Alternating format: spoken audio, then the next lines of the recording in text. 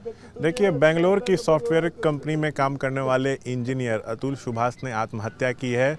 समस्तीपुर के वो रहने वाले थे। इस वक्त हम समस्तीपुर में उनके आवास पर मौजूद हैं।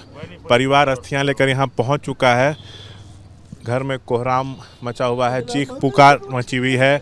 पिता का रो रो कर बुरा हाल है। देखिए, यहाँ पे उनके घर के परिसर में हम मौजूद हैं। जस्टिस इज़ ड्यू, न्याय बाकी है, इस तरह के पोस्टर्स लेके जो है घर के लोग यहाँ पे खड़े हैं। उनके पिता पवन मोदी जी हैं, बात करेंगे। पवन जी, बहुत दुखद घटना है ये बताइए, अब आगे क्या मांग है आप लोगों की? यहाँ के न्यायालय के प्रणाली को सुधारने की मांग है।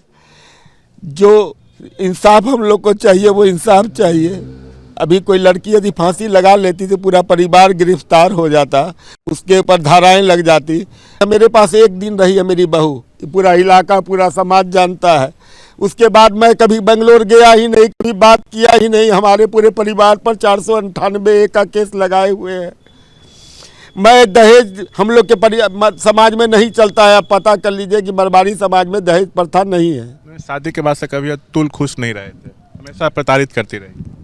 हमेशा क्या मैंने कभी भी हमारा एक पोता हुआ, पोता के बाद जस्ट कोरोना हो गया। मैं अपने बड़े बच्चे उससे कभी सब्जी नहीं मंगाया हूँगा, उससे बर्तन मजवाया है, पोछा लगवाया है, खाना बनवाया है। आप लोग पर एक के बाद एक उन्होंने फर्जी केस किया है ना।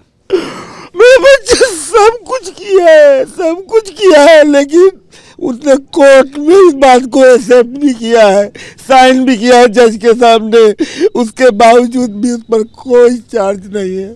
एक केस हटाती थी, दूसरा केस लगाती थी। परेशान करने के लिए जज 5 लाख रुपए का मांग की थी कि मैं तुम लोग का सेटलमेंट करवा दूंगी। मेरा बच्चा कहा कि नहीं, मैं कानून व्यवस्था से लड़के इसको जीतूंगा, मैं गलत नहीं हूँ। लेकिन ये कानून व्यवस्था ऐसी है कि आपको इतना परेशान करेगी, फांसी पर चढ़ना पड़ेगा। अच्छा अतुल, आप लोग से कभी अपनी परेशानी शेयर करते थे कि कितनी परेशानी में हुआ है? कभी नहीं। हम लोग से सोचता था कि मेरे बूढ़े माँ बाप को मेरे को बीपी का सर बीमारी में दवाई खाता हूँ। सोचता था कि मैं बोलूँगा तो मेरे पिताजी को अपना जो सुसाइड नोट छोड़ा है उसमें उन्होंने अदालती कामकाज पे भी सवाल उठाए। तो पूरा सिस्टम हिल गया इस घटना से। सर मैं क्या बताऊँ, मेरा बच्चा तो इतना पढ़ लिख के विद्वान था कि वो सब धाराओं की जानकारी रखता था। इंग्लिश में बना के नोट ले गया था कोर्ट में। यहाँ जौनपुर में कोई इंग्लिश नहीं जानता था, तब वकील किया उसने। बहू आपकी सिर्फ एक बार आई शादी के बाद? एक दिन के लिए शादी के बाद विदा करा के यहाँ लाए। दूसरे दिन रही, तीसरे दिन वो चली गई। उसके बाद आज तक पूसा रोड नहीं आई है। अब आगे न्याय मिले, ये आप लोग बस यही आस है कि हमको न्याय मिलना चाहिए, कठोर सजा मिले। अब सजा तो खैर क्या मिलेगी नहीं मिलेगी तो हम नहीं बता सकते हैं, लेकिन न्याय प्रणाली को सुधारा जाए। जज जो करप्ट है उसको सुधारा जाए। जज जब पैसा मांगती है तो आप न्याय किससे मांगिएगा? आप बताइए हमको, ये क्वेश्चन है मेरा। आउटपुट दिया हुआ है।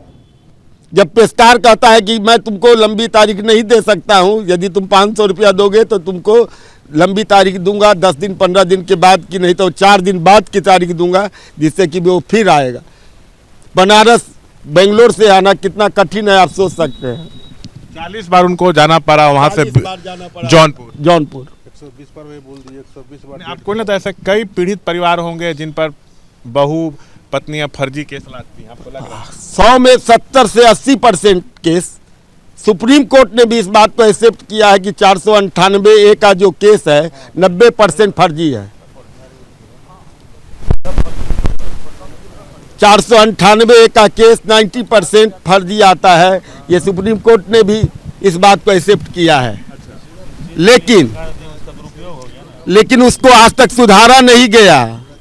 उसको नहीं सुधारा गया, उसका दुरुपयोग कर रहा है लोग। शादी कर लेना है, 2 साल के बाद पूरे परिवार को दोहरी केस में फंसा देना है। और मेरी बहू तो नौकरी करती है, उसको भी मिलता है 1.5 लाख पेज का सुसाइड लेटर उन्होंने छोड़ा है, वीडियो रिकॉर्ड किया था अपना, पूरी आप बीती सुनाई। मतलब इस तरह की घटना ने पूरे देश को झकझोर के रख दिया। सर उसने तो भगत सिंह की तरह फांसी लगाया है ना, कि पूरे देश को अपनी आवाज़ से मैं जागृत करूं। सिस्टम जिम्मेदार है, सिस्टम जिम्मेदार है। तो देखिए, पिता हैं, हमसे बातचीत कर रहे हैं पूरे मसले पर, अतुल की पूरी कहानी बता रहे हैं कैमरा पर्सन विशाल राय के साथ Shashank Kumar, ABP news, Samastipur. For exclusive and insightful videos, subscribe to our new channel ABP Live Premium.